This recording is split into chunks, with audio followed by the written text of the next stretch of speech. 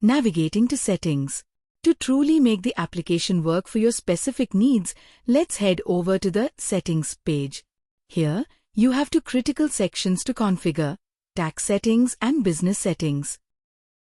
First, let's look at tax settings.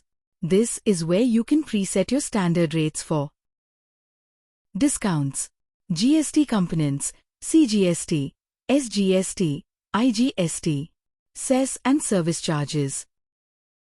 By configuring these here, you ensure that every new invoice you create follows your business's specific tax structure automatically, saving you time on manual entry.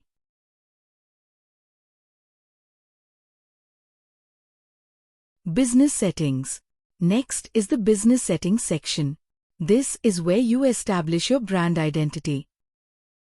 You'll need to fill in your business name, email, and phone number, complete address and GST number. Adding your logo, the most important part. The most important step here is uploading your business logo. Simply click to choose your logo file and upload it.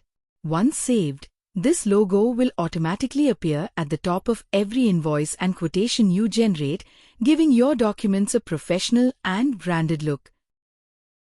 Once you've updated these details, your business profile is complete.